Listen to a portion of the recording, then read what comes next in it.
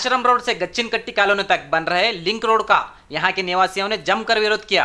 सार्वजनिक का आरोप है कि आसपास के सभी रोड 40 फीट के हैं, तो यहां क्यों 80 फीट की रोड बनाई जा रही है। यहां पर कई गरीब लोग रहते हैं, जिससे उन्हें काफी नुकसान होगा। वहीं मीडिया से बात करते हुए कमिश्नर हर्षा शेट्टी ने कहा कि आश्रम रोड से गच्चिन कट्टी कॉलोनी तक लिंक रोड बनाने का बीडीए का प्रस्ताव है।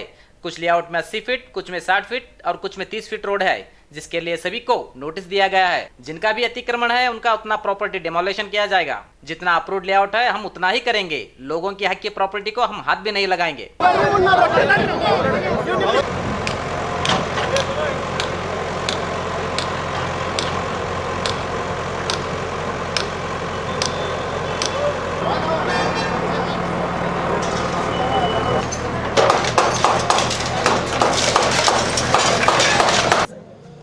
ಎಲ್ಲ ಬಡವರಿಗಾಗಿ ನಾವು ಸಾಯುವವರೆಗೆ ನಾವು ಹೋರಾಟ ಮಾಡ್ತೇವೆ। ಇದನ್ನ ನಾವು ಸಿಡಿಪಿ ರೋಡ್ ನಾವು ಕ್ಯಾನ್ಸಲ್ ಮಾಡ್ಕೊಂಡು ಬರ್ತೇವೆ। ಇದು 80 ಫೂಟ್ ರೋಡ್ ಆಗ್ಲಾರ್ದಂಗೆ ನಾವು ನೀವು ಎಲ್ಲರೂ ಕೂಡ ಉಳಿಸ್ಕೊಳ್ಳೋದು ಇದು ನಮ್ದು ಕರ್ತವ್ಯ ಇದೆ।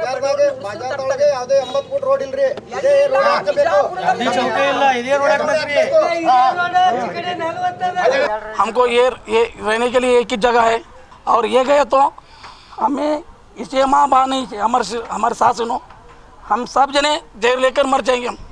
According to the CDP, which has been prepared by the Vijaypur Development Authority, 2006, this is an interconnecting road between Ashram Road and Indi Road. According to the CDP plan, it is 80 feet road. But when we looked into the details, certain layouts which have been approved, the road is of 80 feet.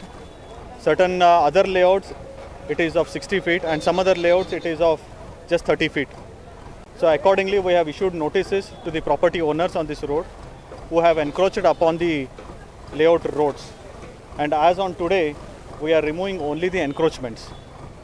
But the people have been misguided that the entire stretch of road will be around 80 feet, which is not the case. It will be done according to the approved layout and only the encroachments will be removed. You are giving any compensation to the... No, it is encroachment removal. Encroachment removal is encroachment upon the government property and no compensation whatsoever will be given. But before this encroachment they are paying tax also, no? No, they are paying taxes to only those properties which they are enjoying upon, which is their own private property. Apart from that, they are not paying taxes for the enjoyment on government property. Anybody that brings any stays? Yeah, one person, Dr. Mudnur, has brought a stay, but that will be vacated. The stay is only till the appearance of our advocate. So once our advocate appears and files the objections to that and files an application for vacating the stay will be vacated. आज आम आदमी party की जानिब से सरकार को किसानों का सारा कर्ज माफ कराने की मांग की गई और जिलाधिकारी को निवेदन पत्र दिया गया और कहा कि 2 साल से बारिश नहीं होने की वजह से किसान कंगाल हैं और अभी तक उन्हें केंद्र सरकार और राज्य सरकार से कोई मदद नहीं मिली। ना ही कोई केंद्र सरकार ने कदम उठाया है। आज तक सिर्फ राज्य सरकार केंद्र सरकार पर डालती है कि उन्होंने कुछ फंड्स रिलीज़ नहीं किए और केंद्र सरकार कहती है कि राज्य सरकार ने कोई फंड यूटिलाइज़ किया ही नहीं है। तो फंड यूटिलाइज़ किया ही नहीं तो फंड आया कितना वो भी हिसाब नहीं दे रहे हैं। तो इस बात पे सवाल उठता है कि हमारे सांसद कर क्या रहे हैं। जब इलेक्शन तो जीतने के वक्त तो पूरा ये हमारे रैत ऐसे हैं, किसान वो है, ये है बोल के बड़े बड़े वादे करते हैं, जीतने के बाद में वादे भूल जाते हैं। तो ऐसे हालत रहने के बाद में इन सांसदों को उनके अधिकार में रहने का कोई हक है ही नहीं।